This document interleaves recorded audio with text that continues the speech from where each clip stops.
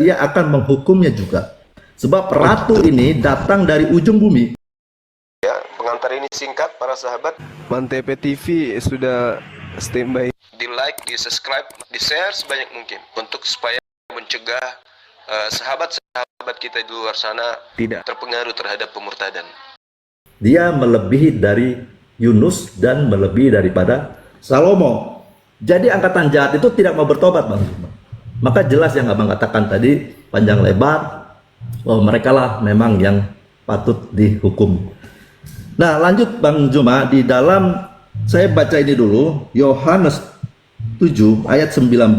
Yesus mengatakan begini, bukankah Musa yang telah memberikan hukum Taurat kepadamu, namun tidak seorang pun di antara kamu yang melakukan hukum Taurat itu.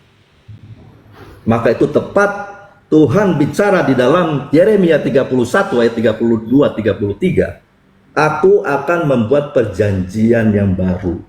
Karena perjanjian yang pertama telah mereka ingkari.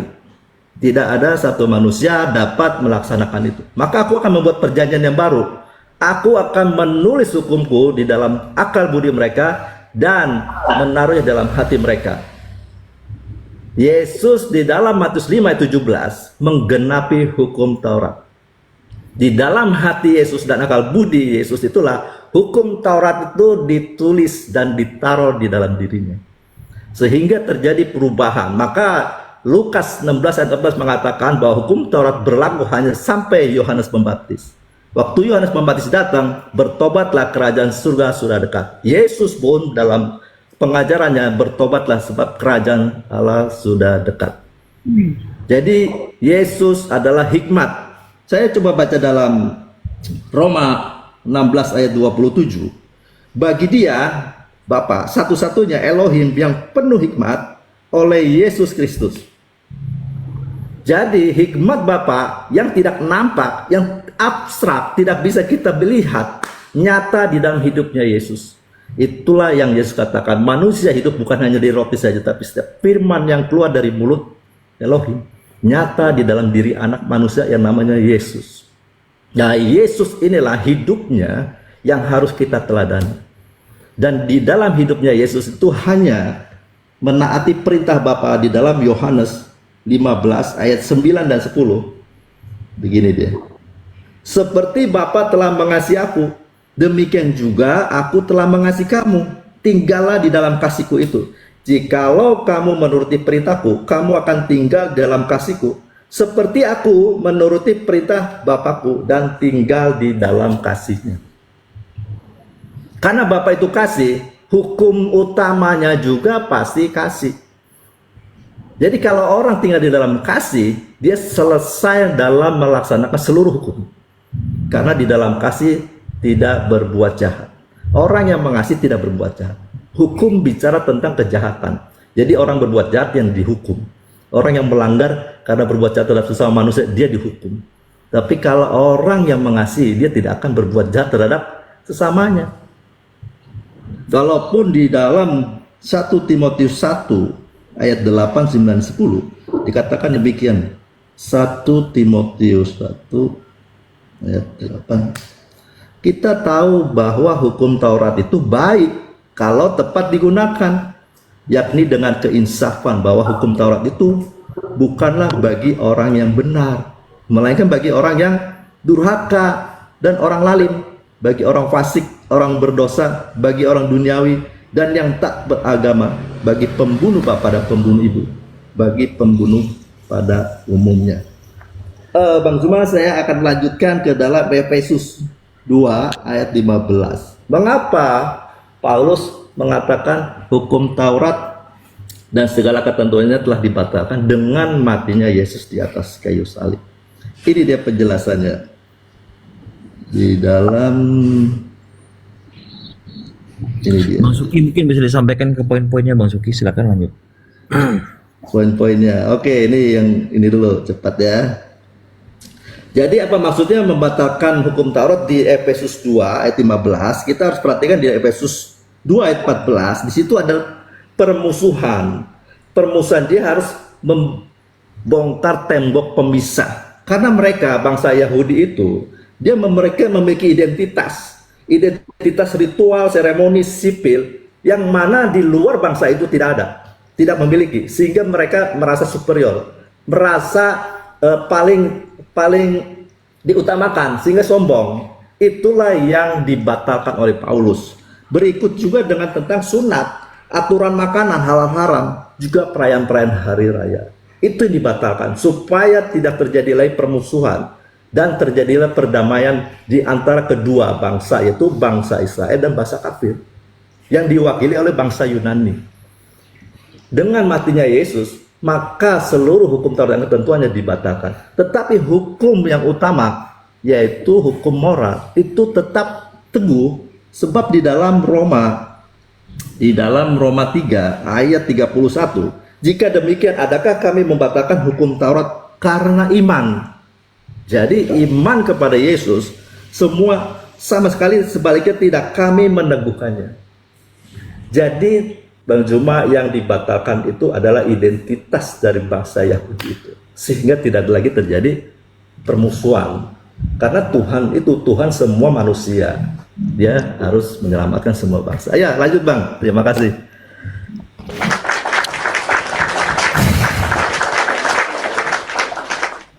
Sebenarnya ini kita sia-sia buang-buang waktu. Karena biar bagaimanapun saya menjelaskan, Saudara Suki tetap akan ngotot mengajarkan ajaran Romawi Yunani yang tidak suka dengan aturan Tuhan.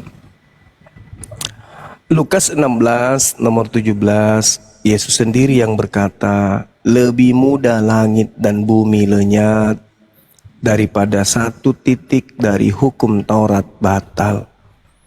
Itu ucapan Yesus. Tapi orang-orang yang tidak suka dengan firman Tuhan, tidak suka dengan aturan Tuhan, yang mau hidup bebas seperti binatang, akan selalu aja ada dalil untuk membantah ajaran Yesus. Tadi Matius 5 nomor 19 tidak dibantah. Hanya mencari alasan-alasan untuk kemudian melegalkan ajaran, memakan segala apa yang dilarang oleh Tuhan. Untuk meninggalkan segala apa yang dilarang oleh Tuhan. Tapi yang perlu dipahami di sini adalah hukum-hukum Tuhan sebenarnya yang datang kepada orang-orang Yahudi itu tidak ada hubungannya sama sekali dengan orang Kristen. Tapi kenapa orang Kristen itu selalu mengatakan hukum Taurat itu batal? Itu senjata untuk supaya menenangkan orang-orang yang dimurtadkan menjadi pengikut Yesus Kristus yang keluar dari kubur, untuk merasa diri mereka itu sudah berada pada koridor yang benar. Padahal hukum Taurat itu hanya untuk orang Yahudi. Ulangan 5 nomor 1, nomor 2, nomor 3. Ulangan 33 nomor 1 sampai 4. Hukum Taurat itu tidak berlaku untuk bangsa orang lain, bangsa lain. Kenapa Kristen sibuk? Ini sudah dibatalkan dengan matinya Yesus. Dia telah membatalkan. Untuk apa batal? Kristen mau makan babi kek, mau makan gajah, mau makan kuda nil, ular naga. Tidak ada larangan bagi Kristen. Sedikit pun tidak ada firman Tuhan yang datang kepada Kristen. Mana coba firman Tuhan yang datang kepada Kristen? Ada enggak? Wahai Kristen, janganlah engkau makan walang sangit. Ada enggak? Wahai Kristen, janganlah kau makan ubur-ubur. Ada? Enggak ada. Perintah-perintah larangan dan perintah untuk ketaatan itu hanya datang kepada Bani Israel dan Bani Ismail. Tidak ada untuk Kristen. Jadi kenapa harus sibuk? Sudah dibatalkan, enggak ada lagi. Kami tidak lagi melakukan itu seremonial, bla bla bla. Memang ada apa hubungannya hukum Taurat itu dengan Kristen? Sejak kapan kemudian hukum Taurat itu berlaku untuk Kristen sehingga harus batal untuk Kristen? Itu kan cuma pepesan kosong doang. Yesus tidak pernah mengajarkan bahwa hukum Taurat itu untuk di luar Bani Israel. Begitu juga Musa. Tidak pernah Musa kemudian mengajarkan hukum Taurat itu untuk bangsa asing. Gak ada. Bahkan sampai hari ini agama Yudaism atau Yahudi itu bukan agama syiar. Mereka tidak mengajarkan agama Yahudi kepada non-Yahudi. Buktinya apa? Kristen sudah berabad-abad, bahkan sudah ribuan tahun berdiri agama Kristen di Athena, di Antioquia. Tapi apakah kemudian hukum Taurat itu batal bagi pemiliknya? Tidak. Hukum Taurat berjalan untuk Yahudi bagi kaumnya Yakub. Karena memang itu hukum Tuhan untuk mereka. Kristen aja ini yang sibuk sendiri. Wah, kami nggak makan babi lagi. Tompel, sejak kapan babi haram untuk kau? Kami ini tidak ibadah sabat lagi, tapi kami minggu karena semua hari adalah hari. Emang sabat itu kapan diperintahkan kepada kau? Kapan? Kami ini nggak sunat kulub lagi. Kami ini sunat matamu suwe. Memang sejak kapan perintah sunat itu datang kepada kau Kristen? Ya sibuk-sibuk sendiri. Kami nggak lagi ini, kami sekarang ajaran kasih. Ya udah kasih aja. Ngapain kau batalkan hukumnya agama orang? Di kami itu nggak ada Bang Suma yang kayak begitu. Yang ada sama kami itu adalah kami ini tidak lagi menjalankan apa yang menjadi perintah Taurat. Sejak kapan memang itu perintah Taurat untuk kalian? Sejak kapan? Kapan Tuhan berfirman kepada orang Athena? Kapan Tuhan berfirman kepada orang Roma? Kapan Tuhan berfirman kepada orang Belanda yang datang membawa ajaran Kristen ke Indonesia? Kapan? Yang betul untuk orang-orang Roma, kitab Roma nomor 3. Tetapi sekarang tanpa hukum Taurat, kebenaran Theos telah dinyatakan. Seperti yang disaksikan dalam kitab Torah dan kitab-kitab para nabi, yaitu kebenaran Theos karena iman dalam Yesus Kristus bagi semua orang yang percaya, sebab tidak ada perbedaan. Itu yang betul. Tidak ada itu hukum Torah dulu. Hukum Torah itu hanya Bani Israel. Kebenaran versi Kristen itu seperti Roma 3 nomor 22. Kebenaran adalah karena iman dalam Yesus. Nah, sekarang ada nggak perintah wajib dari Tuhannya Yahudi kepada orang Kristen? Nggak ada. Wahai orang-orang di luar Yahudi, janganlah engkau makan babi ya. Janganlah kau mengharamkan dirimu babi ya. Janganlah kau sunatkan dirimu ya, karena hukum-hukum ini hanya untuk Israel. Kalau kalian bebas, kalian mau apa aja boleh. Emang ada kayak gitu? Nggak ada. Paulus bikin aturan sendiri untuk kaumnya, yaitu orang Roma dan orang Athena. Kaumnya Paulus, Galatia 1:15, aku diutus kepada non-Yahudi. Titik. Apa kitab yang Paulus kemudian punya? 13 kitab, yaitu kitabnya Kristen. Nggak usah bawa-bawa Torah. Kami nggak disunat lagi Bang, karena kami udah ditebus Yesus. Pret! Sejak kapan hukum Torah berlaku sampai harus Yesus mati untuk nebus kutu hukum Torah? Aneh orang-orang ini. Jadi sekali lagi saya katakan, Kristen itu hanya karena terlanjur Kristen aja. Mereka kehilangan jati diri. Kenapa? Mereka mengatakan hukum Torah milik orang kok, orang Yahudi. Mereka mengatakan Yesus telah menebus kami dari Taurat. Sejak kapan Taurat itu memang untuk kalian? Di mana itu dalilnya? Coba tunjukkan dalam Torah, Kejadian sampai kitab Imamat itu di mana tertulis? Kalau hukum Torah yang datang kepada Musa itu untuk Kristen, di mana? Gak ada.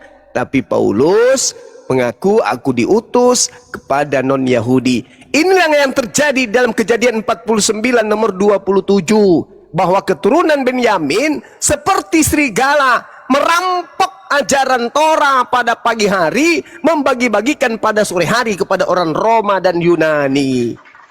Inilah sehingga ada akibatnya muncullah Kristen, hasil daripada orang-orang keturunan Benyamin menggenapi nubuatan kalau keturunan Benyamin berlaku seperti dalam serigala konsep dan ketuhanan, merampas ajaran Yahudi, dalam memberikan konsep kepada bangsa lain. kenabian, Lahirlah agama dalam Kristen. konsep Itu keselamatan, fakta. Itu konsep real, surga dan tidak bisa dibantah. Tidak akan Pengantar ada ini singkat, yang para bisa sahabat. menemukan Mantep TV adanya perintah-perintah sudah dalam hukum Torah standby. yang diperintahkan Di like, oleh di Tuhan subscribe, di untuk share sebanyak mungkin non-Yahudi. untuk supaya mencegah Jadi, sahabat-sahabat Saudara Suki kita hanya di luar menjelaskan sana tidak terpengaruh terhadap Efesus pemurtadan. 2 nomor 15. Emang apa ngomong hubungannya dengan lagi, Kristen?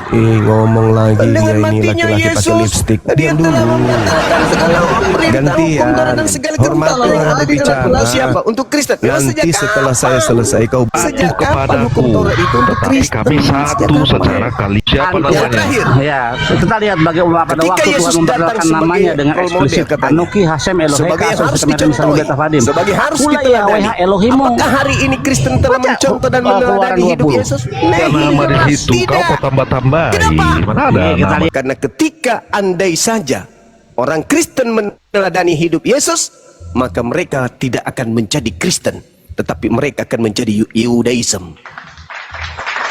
Tadi di awal saya bertanya, apakah Yesus hidup itu seperti Kristen? Kata saudara Suki, tidak. Berarti yang diteladani oleh orang Kristen bukan Yesus, tetapi sibilisisis yang datang dalam nama Yesus. Saya kira begitu saudara. Terlalu panjang lebar kita kemudian mendengarkan saudara Suki, tapi poinnya ya cuma doktrin dogma ala Athena ala Roma. Begitu saudara. Saya menghargai pendapat Ya, saudara. betul Tapi itu, Bang, betul. tidak ada Berarti nilai nggak ada yang bisa sanggahan, didapatkan gitu. Ya silakan. Dari tadi nggak ada sanggahan bang, betul bang, nggak ada sanggahan dari tadi. Iya. Mungkin ada yang lain mau gantiin yang Kristen. Oh ya, saya Boleh saya dulu boleh. Nah ini tutup botol ini yang mau ngomong, silakan. lanjut Bang Iya. Maswani, boleh gantian. Saya dulu kah? Biarkan saya berceramah dulu lah. Oh, ya, Kenapa boleh. Anda ini? Begini, Adam memang memakan satu buah, tapi buah itu adalah sumber segala pengetahuan tentang dosa. Karena Adam memakan buah pengetahuan tentang dosa, maka anak-anak seluruh keturunan Adam akan diperkenalkan tentang dosa. Maka tentang penyaliban Kristus adalah penghapusan terhadap buah yang dimakan Adam itu, yaitu penghapusan buah dosa. Artinya, barang siapa yang masih mengenal dosa, maka dia akan berdosa. Barang siapa yang sudah gila, yang tidak kenal lagi tentang apa itu dosa, maka dia orang merdeka, yaitu anak-anak Tuhan. Terima kasih. Haleluya.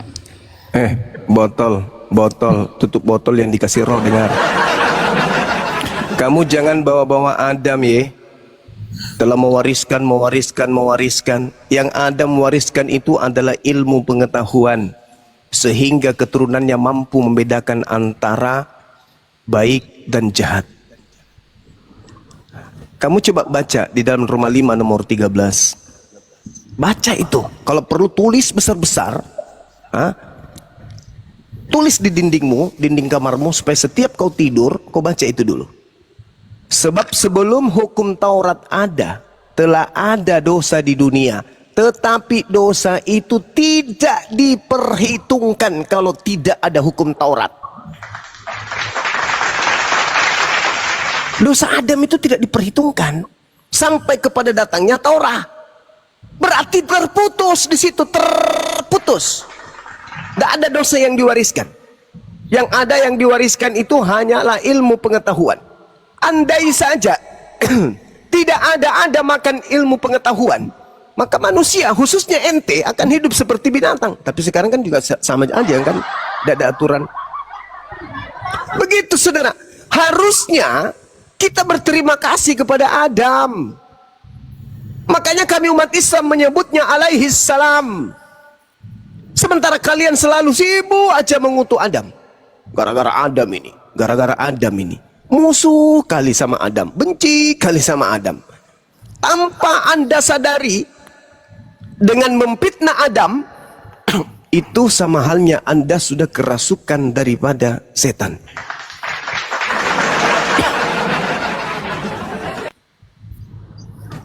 Kenapa saya mengatakan demikian? Karena Tuhan mengatakan dalam Kejadian 3 nomor 15, dikatakan bahwa keturunan Adam dan keturunan iblis akan dibuat bermusuhan. Jadi siapa yang memusuhi Adam, berarti dia keturunan iblis. Di mana Adam mewariskan dosa? Di mana Adam dikutuk? Ada dalilnya? Tak ada dalilnya. Tapi kenapa kemudian saudara mengatakan Adam mewariskan dosa kepada keturunan? Coba. Yang memusuhi Adam hanya keturunan iblis. Kalau Anda bukan keturunan iblis, tapi Anda adalah keturunan Adam, berarti Anda adalah manusia yang sudah kerasukan setan. Karena yang membenci Adam itu hanya keturunan iblis. Tuhan mengatakan, katanya di dalam Kejadian 3:15, aku akan mengadakan permusuhan antara keturunanmu, wahai iblis, dan keturunan perempuan ini. Nah, memusuhi Adam sama halnya berasal dari keturunan iblis. Makanya ketika Yesus ingin disalib, ingin dibunuh, apa kata Yesus? Iblislah yang menjadi bapakmu. Dengan kata lain, siapa yang ingin menyalib Yesus, siapa yang ingin membunuh Yesus, bahkan berpikir aja, sekedar berpikir aja bahwa Yesus disalib, maka dia adalah iblis, kata Yesus. Nah, ada satu hal yang menarik tadi yang dijelaskan oleh saudara Suki terkait dengan Matius 12. Saudara, orang Farisi minta tanda. Apa kata Yesus? Angkatan jahat ini minta satu tanda, dan tidak akan diberikan satu tanda apapun selain tanda Yunus. Sebab Yunus 3 hari dalam perut ikan. Demikian juga anak manusia dalam perut bumi. Itu tanda untuk siapa? Tanda untuk angkatan jahat. Sekarang orang Kristen menerima tanda itu enggak? Menerima. Makanya ada peringatan kebangkitan Yesus, ada peringatan kematian Yesus, ada peringatan kelahiran Yesus. Kenapa? Karena Kristen menerima tanda itu. Tanda angkatan jahat. Nih, tak kasih data di dalam khotbah Petrus di Kisah Para Rasul 2. Nomor 29, Petrus mengatakan begini. Saudara-saudara, aku boleh berkata-kata dengan terus terang kepadamu tentang Daud, bapak bangsa kita. Ia telah mati dan dikubur, dan kuburnya masih ada pada kita sampai hari ini.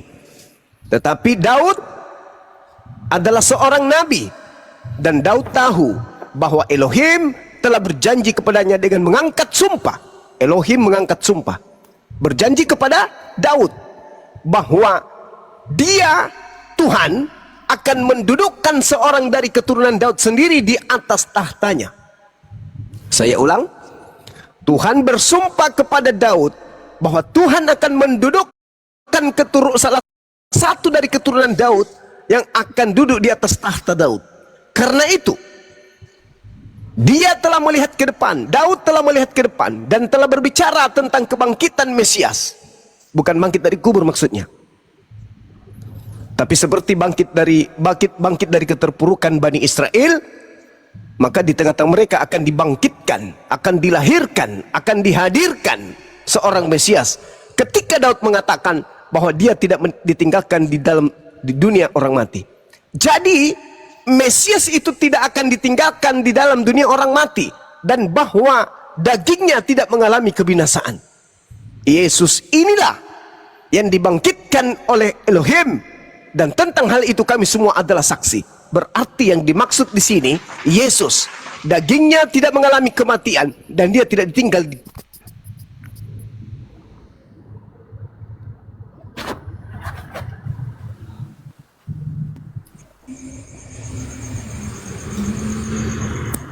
tes. Oke, halo. Bang Jumlah, suaranya hilang. Ngelek, Bang Zuma ngelek. Oke, saya tangkap. Teman-teman dikencangin teman-teman, dikencangin Peringatan teman-teman. Biar jangan rungkat Tetep komen layar, kita nih, kawan. silakan. Ya, tolong kena kayaknya Bang Juma. Tetep layar guys, tetep layar. Jaringan Bang Zuma. Iya, jaringan beliau. Ada di bawah. Jangan lupa Love Orange juga ya, Love Orange. Di share supaya agak kuat ini roomnya. Tiba-tiba jaringan Bang Zuma. Kenapa Ya, Mbak? Nggak ada peringatan ya, Det? Nggak ada.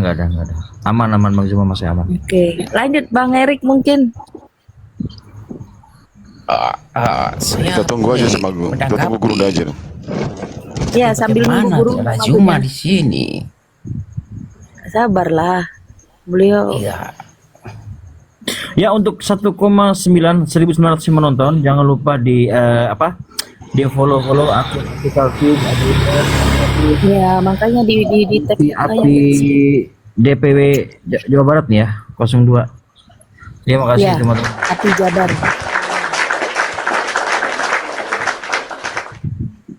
Masih di Ya, bawah. Bang. bantu di share, bantu di tap-tap.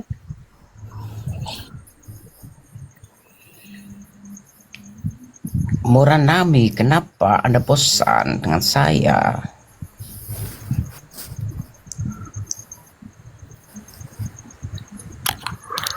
Bang Bob diem aja, nggak enak dengernya suaranya. Ya, terkait dengan Teruskan Matius doa 12 tadi. sangkata. Bentar Bang Bob ya.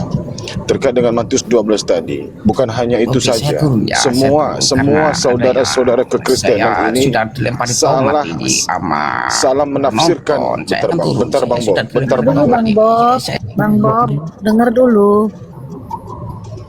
Semua Lanjut, salah Bang. menafsirkan apa yang Yesus sampaikan. Semua salah penafsiran. Tentang Matius 12 itu diperuntukkan kepada siapa? Kepada orang jahat. Yesus memberikan satu-satunya tanda kepada orang jahat dan orang-orang tidak setia. Tanda itu kemudian siapa yang mengimani kalau bukan Kristen? Munculnya kapan tanda itu? Dikenalnya kapan tanda itu? Diajarkannya kapan tanda itu? Tentulah di abad keempat. Itu salah semua penafsirannya, saudara Kristen. Matius 7 juga salah penafsiran. Yang benar Bang Juma yang menyampaikan itu tadi semua. Makanya tidak ada bantahan sedikit pun dari saudara Suki. Tidak ada bantahan. Terkait Matius 5 saja pun tidak disinggung sedikit pun. Di situ jelas ada dua golongan. Golongan yang mengajarkan hukum Taurat, tapi mengajarkannya dengan menghilangkan salah satu hukum Taurat. Maka dia masuk ke dalam kerajaan, masuk ke dalam neraka. Ya, golongan yang kedua, Yesus mengajarkan kepada siapapun, apapun yang diajarkan, yaitu segala hukum Taurat, dia akan menduduki kerajaan surga. Ada dua golongan. Nah, dalam pengajaran yang golongan pertama, tentu saja mereka itu membuat satu alasan. Satu alasan Kenapa hukum Taurat itu digagalkan? Kenapa hukum Taurat itu tidak dipraktekkan? Kenapa hukum Taurat itu tidak dilaksanakan? Karena harus ada alasan. Alasannya apa? Anak manusia yang bernama Yesus ini harus diimani matinya di tiang salib untuk menebus dosa. Itu alasan kuat. Makanya dalam 10 hukum Tuhan, perintah hukum Tuhan itu yang 10 itu, ya, bukan hanya itu doang. Bukan hanya cukup itu doang yang 10 yang harus ditaati, tapi yang paling fundamental, yang paling utama adalah mengimani kematian Yesus 3 hari 3 malam untuk menembus dosa. Kalau ada orang Kristen yang tidak mengimani Yesus mati dan bangkit pada hari ketiga, gagal kekristenannya. Dia dikatakan bidat.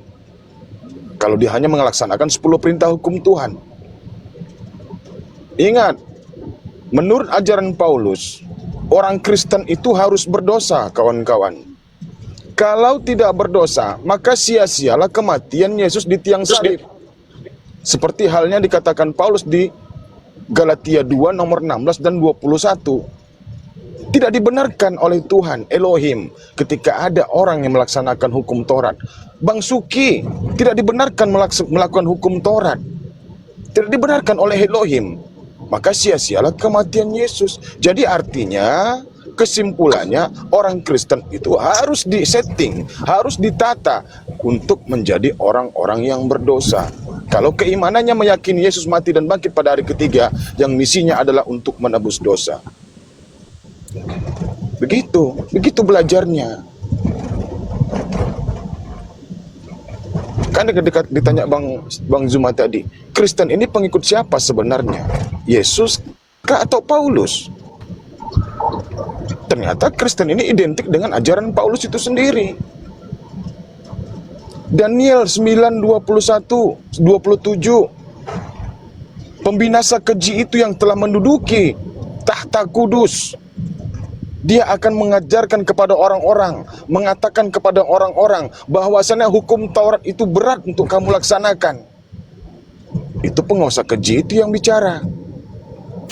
Nah, sekarang kalau kita tanya ke Kristenan tentang hukum Taurat, betul itu yang kalian sampaikan. Tak satu pun manusia sanggup melaksanakan hukum Taurat. Tunggu dulu. Yesus sudah memelihara ke 11 muridnya. Yohanes 17 nomor 12. Sudah dijamin oleh Yesus masuk ke dalam surga. Wahyu 7 nomor 4 dan seterusnya juga. Yesus sudah mematraikan 144.000 dari kalangan Bani Israel itu masuk ke dalam kerajaan surga. Jadi mana yang harus diikuti coba? Coba Anda pikir dulu kawan-kawan. Bang Zuma masih di bawah ini. Bang Zuma ada di bawah, tapi beliau ini kayaknya sinyal ya. Jaringan. Nggak bisa diundang ya, Det, Bang Zuma, Det. Sudah punya Mbak itu. Ya Bang Kris, selamat Naik lagi ya Bang Dah. Naik lagi Bang Zuma. Bang Kris, Bang Nasrani ini Kristen kah? Ya. Selamat malam, saya Kristen.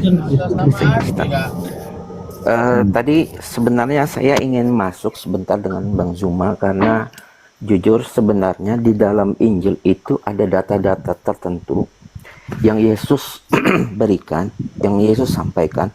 Itu yang mau saya diskus dengan Bang Zuma tadi, sedikit saja sebenarnya tentang hukum Taurat.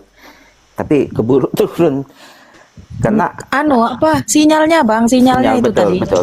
Jadi beliau masih di bawah sih. Iya. Akunya masih Jadi di bawah beliau. dari awal tadi saya mengikuti. Sebenarnya kalau saya perhatikan dari teman-teman Muslim itu yang senantiasa bertanya kepada kami orang Kristen itu hanya ada 3 pertanyaan pokok. Menurut saya hanya ada 3 pertanyaan pokok. Yang pertama adalah ketuhanan Yesus, yang kedua adalah kematian Yesus, dan yang ketiga adanya apa? Hukum Taurat. Gitu. Bagi saya keduanya itu sering didiskus gitu loh. Jadi saya sudah tahu sisi-sisi dari Muslim apa, sementara dari sisi-sisi Kristen itu apa. Nah, saya belum pernah diskus dengan Bang Zuma tentang hukum Taurat ini, karena menurut saya ada data-data tertentu yang di dalam Injil itu yang menunjukkan kepada saya apakah benar Yesus itu mewajibkan pengikutnya melakukan hukum Taurat. Itu sebenarnya intinya tadi saya masuk. Intinya itu tadi Bang, Matius 5 nomor 19 Bang. Yesus menyebutkan ada 2 golongan. Anda harus paham Bang, Yesus itu adalah seorang praktisi hukum Taurat. Nah, hukum Taurat ini Bang, ajarannya ini nggak harus diajarkan kepada seluruh bangsa. Benar dikatakan Bang Zuma tadi, ajaran orang Yahudi itu bukan ajaran syiar seperti kita Bang. Seperti Islam dan Kristen. Betul. Makanya Yesus menegaskan kepada murid-muridnya, Matius 10 nomor 5 dan 6, janganlah kau menyimpang kepada bangsa lain, apalagi masuk ke kota Samaria. Misinya hanya mencari domba-domba yang hilang dari kalangan Bani Israel. Domba itu Bani Israel Bang, bukan bani-bani yang lain, bukan dari Indonesia, bukan dari Malaysia, Thailand, Amerika, Inggris dan lain sebagainya. Domba itu hanya dikhususkan kepada Bani Israel. Kita nggak boleh mengakuinya Bang. Sebenarnya ada makanya data-data. Bukan agama syiar itu. Betul. Makanya Torah itu bukan ajaran syiar, bukan untuk seluruh bangsa. Betul. Cuma tadi itu yang tadi Bang Erik sampaikan, Fredrik ya, sorry. Sampaikan itu sebenarnya ada jawabannya di dalam Injil. Saya menemukan. Di mana Bang jawabannya? Nanti. Maksud saya mungkin nanti. Saya ingin sebenarnya jujur dari Bang Zuma dulu, saya ingin melihat data-data yang saya sampaikan ini menurut Bang Zuma. Gitu. Kalau ada Bang Zuma sebentar aja. Sorry, Bang Zuma, mati lampu tiba-tiba. lanjut. Ya, Bang Zuma, saya mau kembali lagi tadi yang saya ingin tanyakan, karena di dalam hukum Taurat ini saya belum pernah berdiskusi dengan Bang Zuma. Ada data-data di dalam Injil itu yang menurut saya muncul satu pertanyaan gitu loh Bang Zuma. Iya, silakan. Saya ingin menanyakan, menurut Bang Cuma, apakah Yesus itu mewajibkan pengikutnya itu melakukan hukum Taurat? Dari awal itu dulu ya mungkin. Wajib? Wajib ya. Baik. Sekarang saya ingin menceritakan sedikit saja dulu. Silakan. Sejarah hukum Tauratnya ini ya. Sejarah hukum Taurat dulu. Kita berawal dari situ dulu. Saya ingin mau startnya tuh dari situ ya. Allah menyampaikan hukum Taurat itu kepada Nabi Musa di Gunung Sinai, betul ya? Kemudian dari Musa menyampaikan hukum Taurat ini kepada bangsa Israel untuk dilakukan ketetapan dan perintah-perintahnya turun temurun gitu ya. Nah, lalu kita lihat sejarah pada tahun 70 Masehi terjadi peristiwa besar di tanah bangsa Israel itu, di mana bangsa Romawi itu di bawah pemerintahan pimpinan Jenderal Titus melakukan penghancuran terhadap Yerusalem, termasuk bait suci dan penyerangan kepada bangsa Israel, sehingga bangsa Israel ini lenyap. Itu dulu. Dari situ kita melihat fakta sejarah ini. Lalu muncul pertanyaan saya, apakah hukum Taurat ini masih perlu diberlakukan?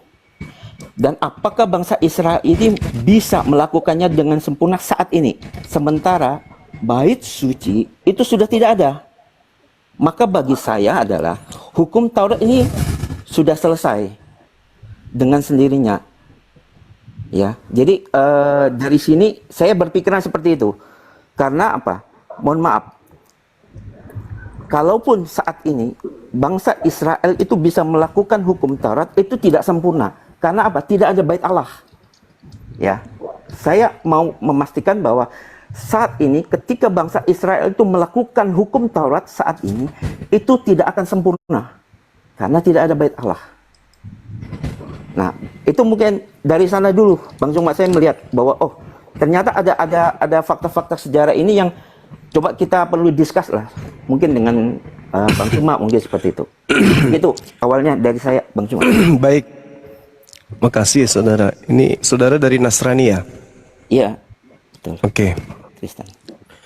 Jadi kalau berbicara terkait dengan hukum Torah, maka tentu sebagai Muslim pegangan kami itu adalah Al-Quranul Karim. Ketika berbicara mengenai Taurat, bukan berbicara mengenai Bible. Di dalam Al-Quranul Karim, Allah Subhanahu wa taala menjelaskan kepada baginda Rasulullah Muhammad sallallahu alaihi wasallam bahwa ketika kedatangan Nabi Isa alaihissalam, Nabi Isa alaihissalam tidak menemukan lagi kitab Taurat. Nabi Isa alaihissalam tidak lagi menemukan adanya ketetapan, hukum-hukum, ketentuan, aturan main Tuhan kepada Bani Israel ini sebagai satu cakupan yang sempurna dari Nabi Musa alaihissalam. Maka datangnya Nabi Isa menurut Al-Quran diterangkan dalam Al-Quran surah Ali Imran ayat 50, Bismillahirrahmanirrahim, wa musaddiqan lima baina yadayya minat Torah wa li uhilla lakum ba'dalladzi hurrima alaikum. Jadi Nabi Isa alaihissalam betul membenarkan hukum Taurat sama seperti Nabi Muhammad membenarkan hukum Taurat, akan tetapi Nabi Isa alaihissalam datang menghalalkan bagi kalian Bani Israel sebagian yang telah diharamkan untuk kalian. Apakah Al-Quran mengada-ngada? Tentu tidak. Apa buktinya? Hari Sabat Yesus metik gandum. Padahal Keluaran 31 nomor 14, siapa yang melakukan aktivitas di luar daripada mengkuduskan hari Sabat, maka bunuhlah dia, karena dia telah membatalkan kesucian hari Sabatku. Nah, Yesus melakukan memetik gandum, mengobati orang pada hari Sabat. Ternyata Al-Quran betul. Wali uhillalakum, aku datang menghalalkan, membebaskan kalian ba'dallati hurrima alaikum, sebagian dari apa yang tadinya diharamkan untuk kau tinggalkan. Tuh, jelas tuh Al-Quran mengatakan itu. Artinya, ketika saudara bertanya tentang Torah kepada kami umat Islam, cakupan Torah yang datang pada masa Nabi Musa, pada masa Nabi Isa alaihissalam, jangankan pada masanya, sebelum Nabi Musa alaihissalam meninggal dunia pun, Nabi Musa mengatakan di dalam Al-Quranul Karim bahwasanya wa iz qala Musa liqaumihi ya qaumi lima tu'zunani wa qad ta'lamuna anni rasulullahi ilaikum. Apa kata Nabi Musa dalam Al-Quran? Wahai kaumku, mengapa kamu sering kali menyakiti aku? Kenapa? Padahal kalian tahu bahwa sesungguhnya aku ini adalah utusan Tuhanmu untuk kalian. Nah, apakah itu ada tertuang di dalam kitabnya orang Kristen? Orang Yahudi yang digunakan oleh orang Kristen hari ini? Ada. Contoh di dalam Matius 34, di situ diterangkan, kata Yesus, kata Musanya, sedangkan aku masih ada di tengah-tengah kalian, kalian telah memperlihatkan ketegaran tengkukmu kepada Tuhan, apatah lagi nanti ketika aku tak ada. Nabi Musa kemudian perjanjiannya sering diingkari dan diingkari oleh kaumnya sendiri. Makanya diterangkan di dalam Yeremia 31 itu, 31, 32, 33, endingnya di 34, bahwa Nabi Musa perjanjiannya dengan Tuhan selalu diingkari oleh umatnya. Inilah yang diterangkan oleh Al-Quran. Jadi ketika masa Nabi Musa aja sudah mengalami penyelewengan pengajaran, bagaimana zaman Nabi Isa alaihissalam? Bagaimana setelah Nabi Isa alaihissalam? Maka tidaklah mungkin Taurat itu masih bisa kita buktikan kebenarannya. Kalau kita melihat dari keseluruhan, maka mungkin masih ada yang menjaga tradisi Taurat itu. Masih ada. Tetapi dasar pijakannya apa? Dari mana mereka tahu tangga sanadnya itu benar? Nah, maka Al-Quran datang kemudian menyatakan diri, وَمَنْ أَزْلَمُ مِمَّنِ افْتَرَى عَلَى اللَّهِ الْكَذِبَ وَهُوَ يُدْعَى إِلَى الْإِسْلَامِ وَاللَّهُ لَا يَهْدِي الْقَوْمَ الظَّالِمِينَ. Kita ingin berpegang teguh kepada Taurat, tapi kita nggak tahu mana kitabnya. Kita ingin berpegang teguh kepada Injil kerajaan Allah yang diajarkan oleh Yesus, tapi kita tidak tahu mana kitabnya, mana ketentuan itu, mana hukum-hukum itu. Maka satu-satunya pegangan kita tak lain dan tak bukan adalah Al-Quran. Saya kira begitu, saudara. Silakan. Ya, persis apa yang saya duga tadi, persis sama dengan yang disampaikan Bang Juma. Persis sama. Kembali saya mau masuk lagi meneruskan cerita saya tadi yang di awal. Saya mau kembali masuk ke dalam Injil tentang Yesus, ya.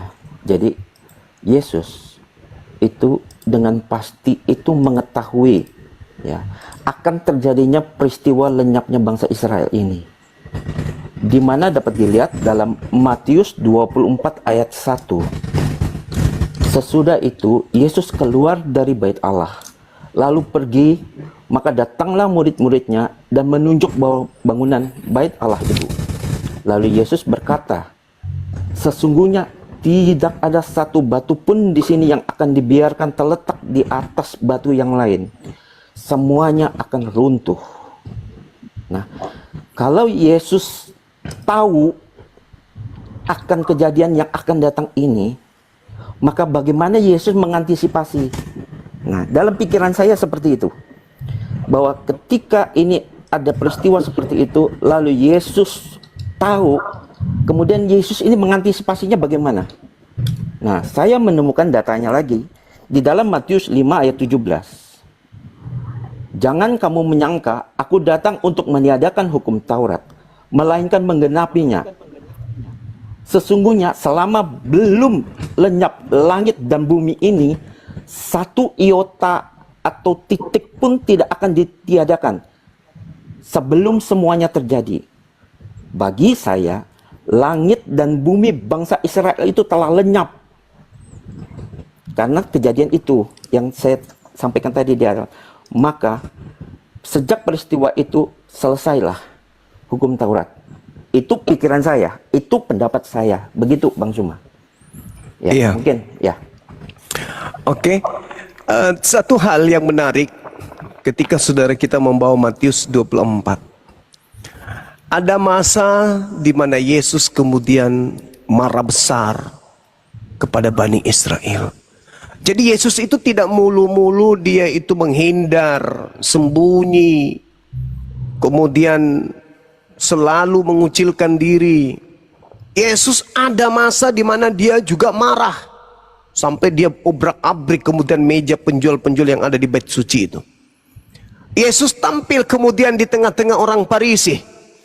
Semua orang-orang yang ada di aule orang-orang yang ada kemudian Yerusalem pada masa itu.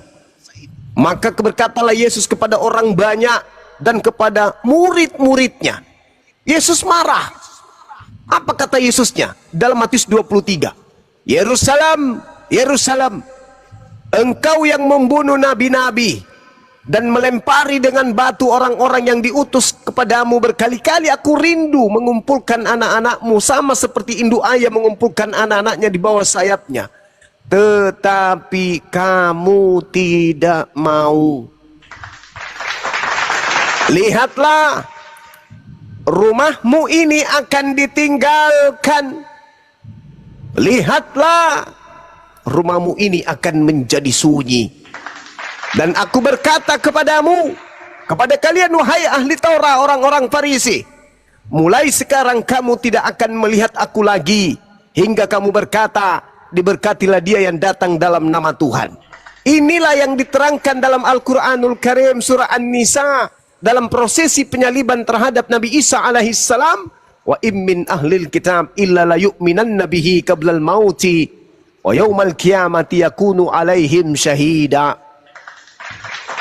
Matius, Yohanes menerangkan di dalam Yohanes 12 nomor 48, apa kata Yesus? Barang siapa yang menolak aku, dia sudah ada hakimnya. Yaitu firman yang pernah aku katakan kepada mereka, firman itulah kelak yang menjadi hakimnya di akhir zaman. Wa im min ahlil kitab illa la yu'minanna bihi qablal mauti. Wa yaumal qiyamati yakunu alaihim syahida.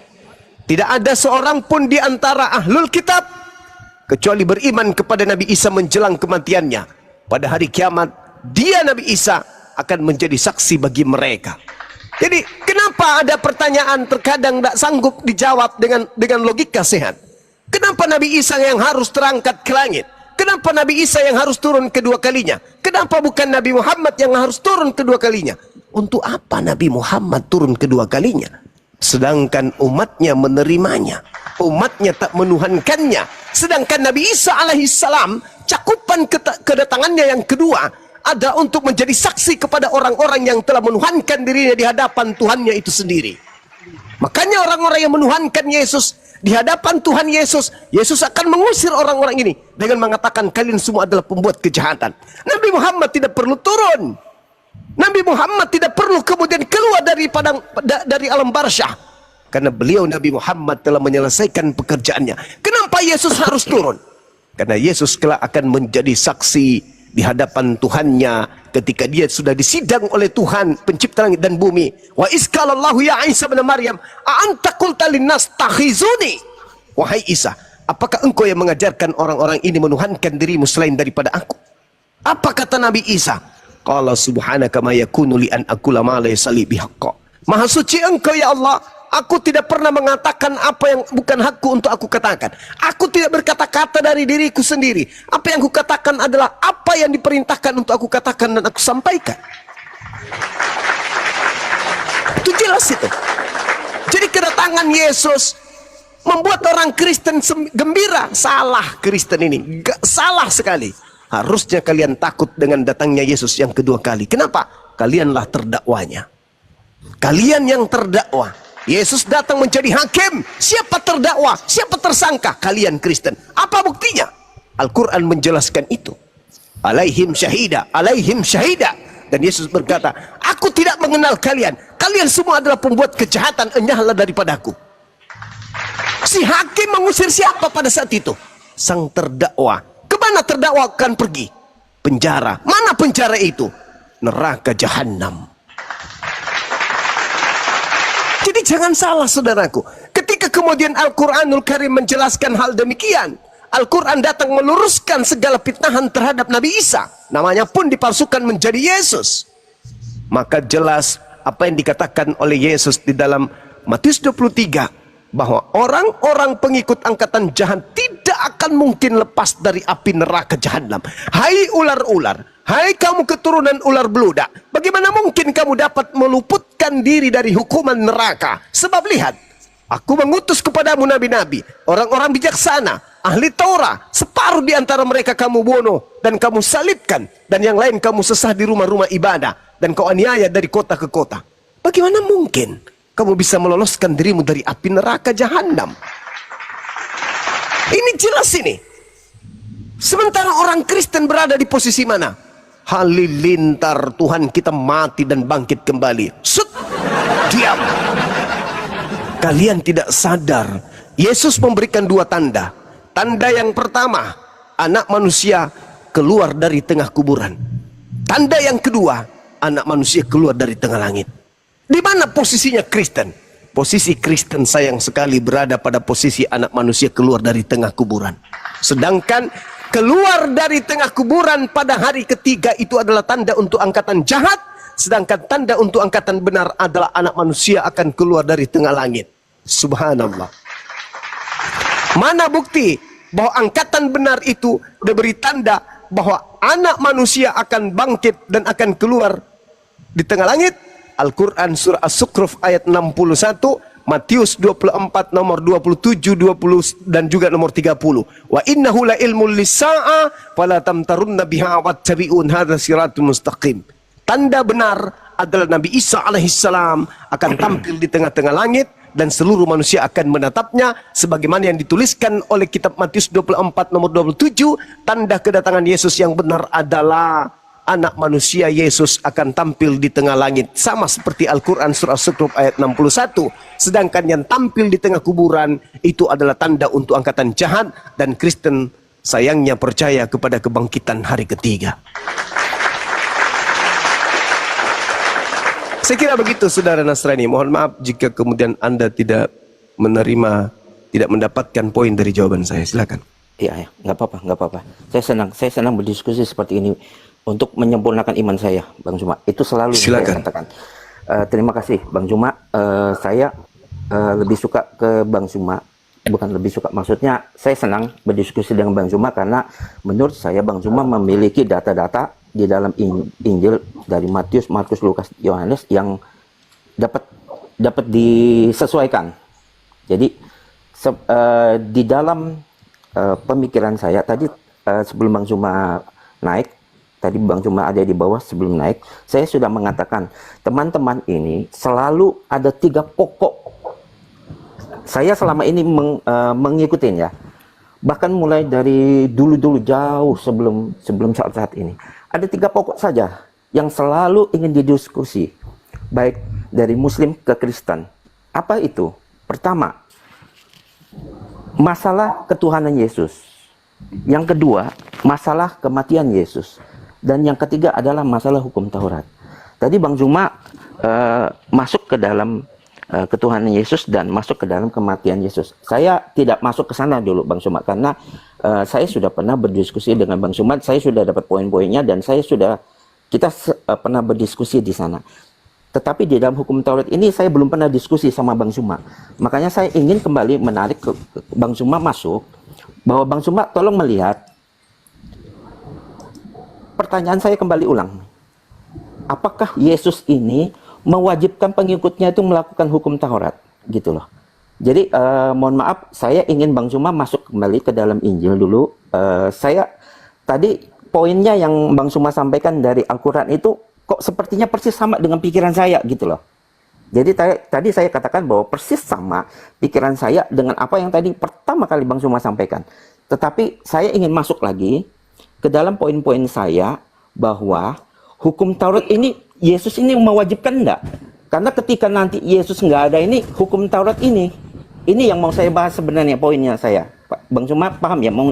Moga-moga Bang Juma paham maksud saya. Karena apa? Ketika Yesus ini sudah nggak ada, ini hukum Taurat ini wajib atau tidak diikutin oleh pengikutnya? Mohon maaf, pengikutnya saya mengakui bahwa saya pengikut Yesus gitu loh. Jadi hukum Taurat ini wajib tidak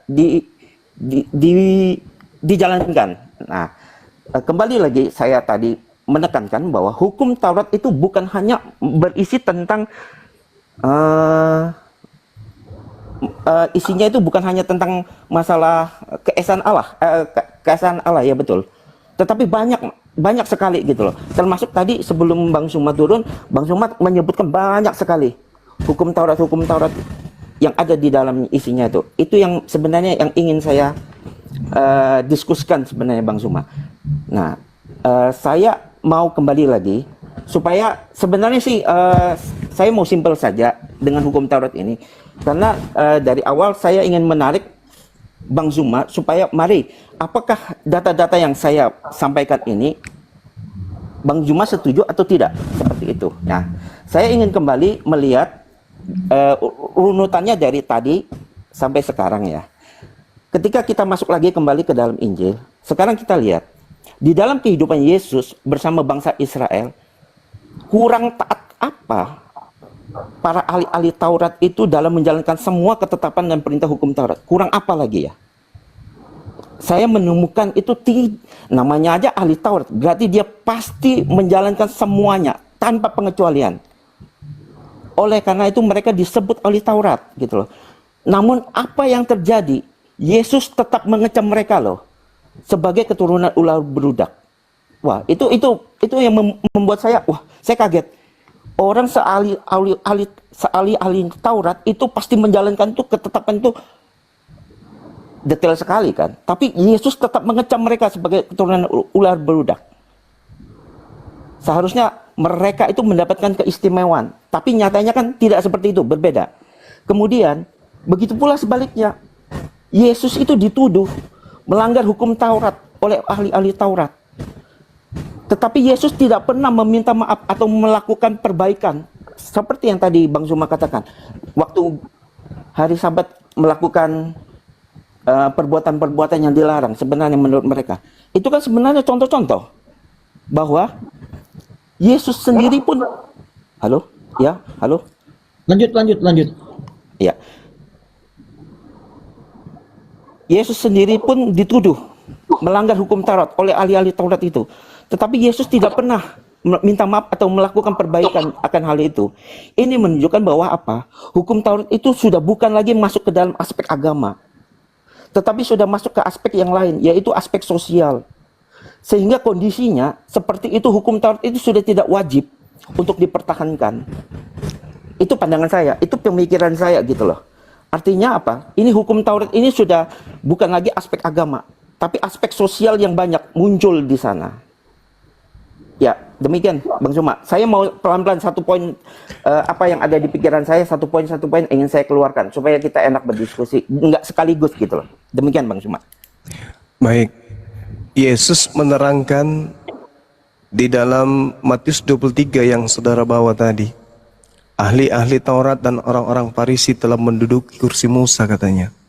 Sebab itu, turutilah dan lakukanlah segala sesuatu yang mereka ajarkan kepadamu. Tetapi janganlah kamu turuti perbuatan-perbuatan mereka. Karena mereka mengajarkannya tetapi tidak melakukannya. Itu yang pertama. Kemudian yang kedua, ketika Yesus ditanya oleh muridnya di Matius 19, Guru, apa yang harus aku lakukan supaya aku bisa memperoleh hidup yang kekal? Jawaban Yesus itu simpel. Lakukan segala perintah Tuhan. Sudah wahai guru, kalau begitu jual seluruh hartamu. Sudah, kamu lakukan. Pemuda ini agak pusing. Wah, bahaya ini kalau jual seluruh harta. Kalau itu sudah kau lakukan, kata Yesus, barulah kau mengikuti aku. Artinya bahwa seorang yang benar dalam kehidupan keberagamaannya, rutinitas agamanya harus berlandaskan terhadap apa yang dipraktekkan oleh Yesus. Nah, apakah Yesus masih mengkuduskan hari Sabat? Tidak. Terbukti hal itu terjadi, bukan? Maka tak ada sedikit pun beban bagi kami umat Islam ketika dikatakan bahwa Yesus sudah tidak lagi melanggengkan hukum Torah. Kenapa? Karena kehilangan arah. Kehilangan arahnya itu kemudian dia hanya datang membenarkan hukum Torah yang datang kepada Nabi Musa alaihissalam. Tetapi dia sendiri memiliki kemudian kaidah pengajaran yang tersendiri. Yang ketiga, Yesus mengatakan dalam Matius 5 nomor 20, jika hidup keagamaanmu tidak lebih baik dari kehidupan keagamaan ahli Taurat, maka engkau tidak akan masuk ke dalam kerajaan surga. Berarti poinnya, orang bisa masuk surga bukan hanya sekedar melaksanakan hukum Torah, tetapi masih ada hukum-hukum di luar daripada itu. Al-Quran menjelaskan kemudian. A'udzubillahi minasyaitonirrajim. Bismillahirrahmanirrahim. Qul ya ayyuhan nas, inni rasulullahi ilaikum jami'a. Nilladzi lahu mulkus samawati wal ard. La ilaha illa huwa yuhyi wa yumit. Fa'aminu billah wa rasuli nabiyil ummil ladzi yu'minu billah wa kalimatihi wattabi'uhu la'allakum tahtadun. Katakanlah kepada seluruh manusia, wahai manusia, sesungguhnya aku ini utusan Allah bagi kamu semua yang memiliki kerajaan langit dan bumi. Tidak ada utusan, tidak ada Tuhan selain Dia, serta yang menghidupkan dan yang mematikan. Maka berimanlah kepada Allah dan Rasulnya, yaitu Nabi yang ummi, yang tidak sanggup membaca kitab-kitab sebelum Al-Quran, yang beriman kepada Allah dan kalimat-kalimatnya dan kitab-kitabnya. Ikutilah dia agar kamu mendapatkan petunjuk.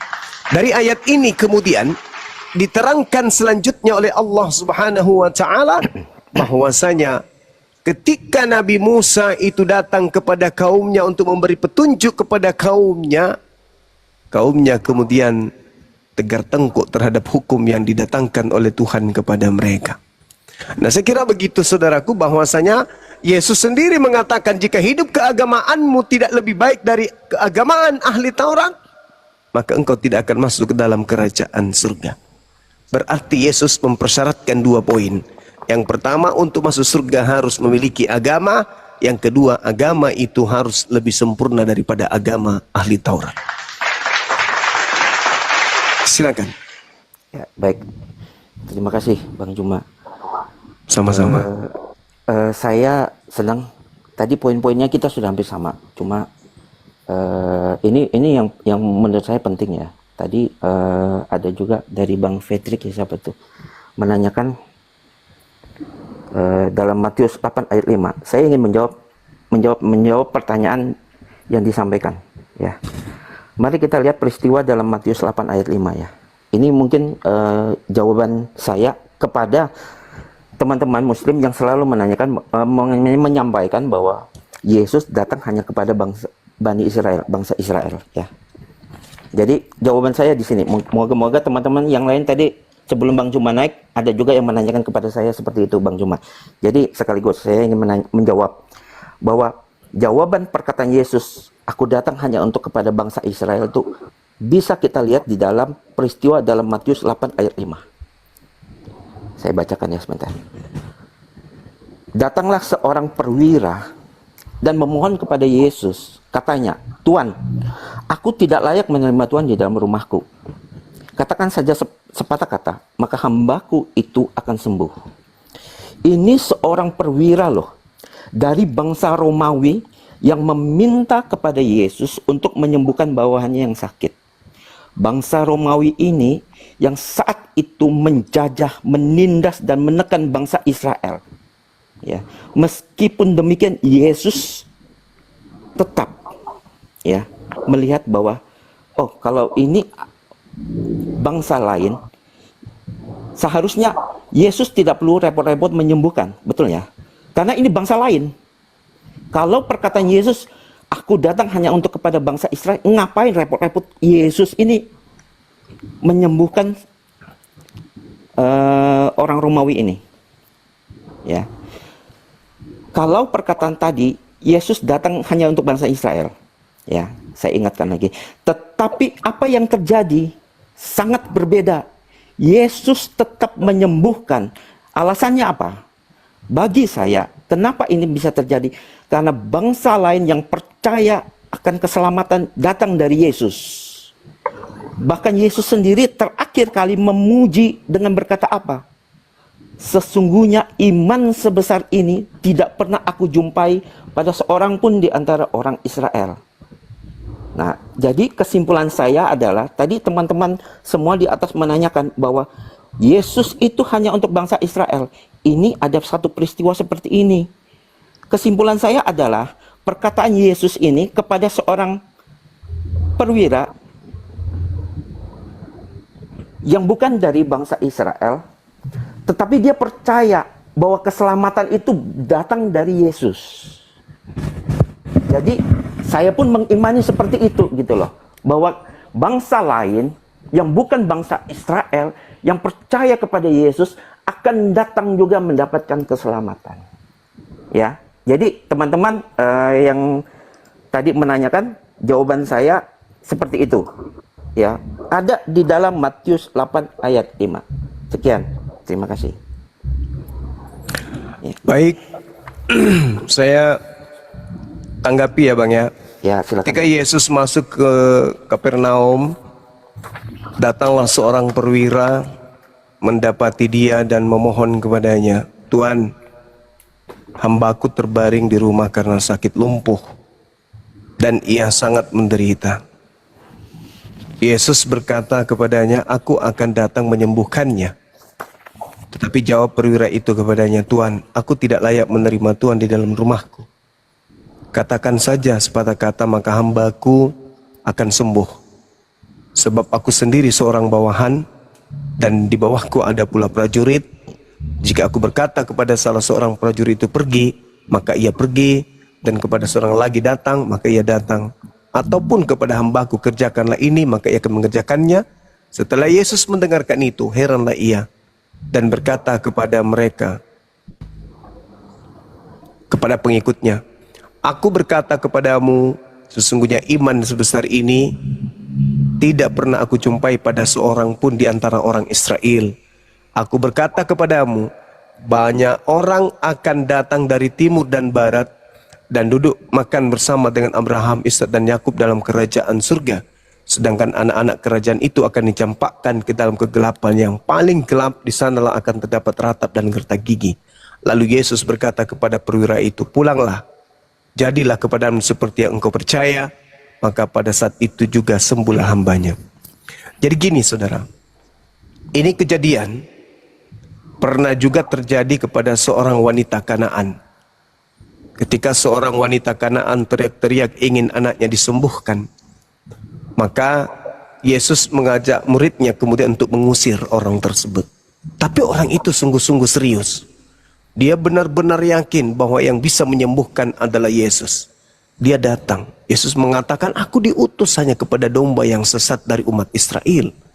Dan tidak layak kemudian roti yang disediakan untuk anak diberikan kepada anjing." Apa jawaban wanita itu? "Benar Tuhan. Tapi bukankah anjing makan sampah yang jatuh dari meja tuannya?" Yesus lalu mengatakan, "Besar imanmu ibu. Jadilah seperti apa yang engkau inginkan." Maka seketika anak wanita tersebut sembuh.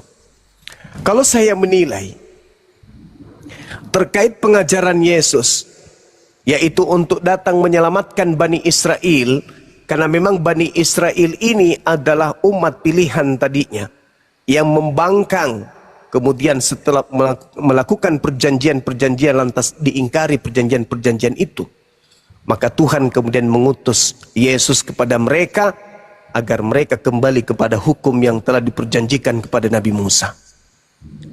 Nah, terkait dengan prajurit tadi, seibarat seorang dokter yang diutus kemudian ke Jakarta, di dalam perjalanannya di tol Bandung antar Jakarta dengan Bandung, ada orang yang pingsan kemudian.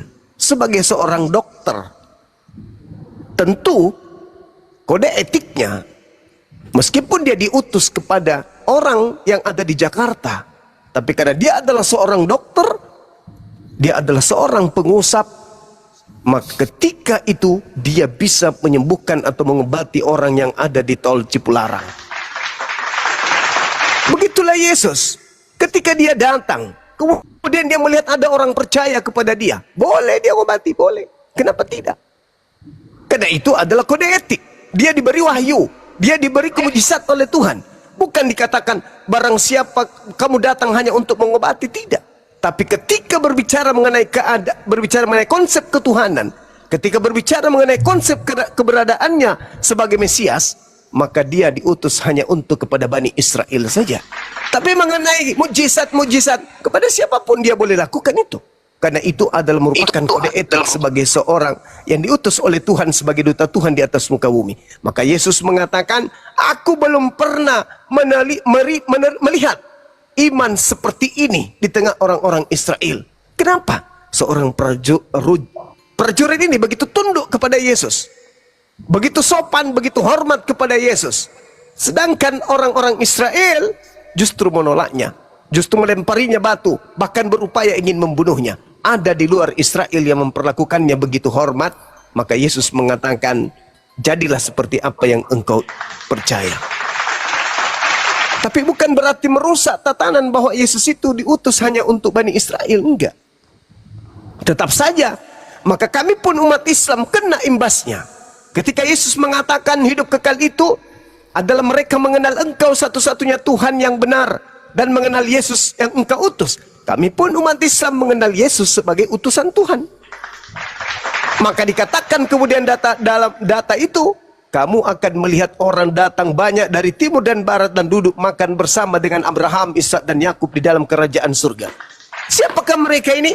Mereka yang beriman kepada kitab-kitab, mereka yang beriman kepada para nabi, mereka yang beriman kepada para malaikat, mereka yang beriman kepada hari kiamat, mereka yang beriman kepada Allah sebagai satu-satunya Tuhan. Tak ada gangguan di situ. Tapi yang menjadi permasalahan hari ini adalah ketika kemudian nubuatan yang ada dalam diri Yesus, dalam pengajaran Yesus itu sudah tergenapi. Tetapi kemudian kita tidak mengikuti nubuat itu. Apa nubuatnya? Wa iskala Isa bin Maryam, ya bani Israel, inni rasulullahi ilaikum musaddiqan lima baina yaday minat Torah, wa mubashiran bi rasuli ya'ti min ba'di ismuhu Ahmad. Falamma ja'ahum bil bayyinati qalu hadza sihrun mubin. Nabi Isa alaihissalam mengatakan, aku datang sebagai rasul utusan Tuhan kepada Bani Israel, lalu membenarkan kitab yang diwahyukan sebelumku yaitu Torah, dan membenarkan akan datangnya seorang yang membawa kabar gembira bernama Nabi Muhammad SAW.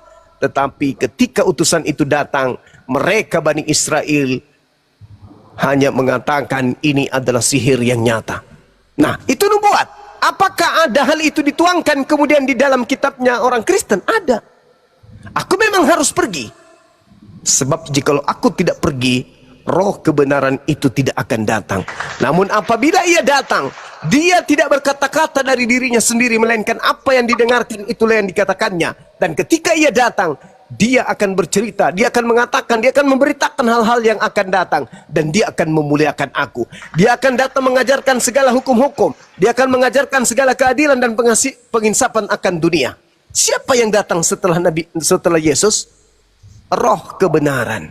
Siapa roh kebenaran yang datang yang tidak berkata-kata dari dirinya sendiri, melainkan apa yang disampaikan adalah yang diterima dari Tuhannya untuk ia katakan. Dan siapa dia yang memuliakan Yesus? Paulus? Tidak mungkin. Satu-satunya adalah baginda Rasulullah Muhammad sallallahu alaihi wasallam.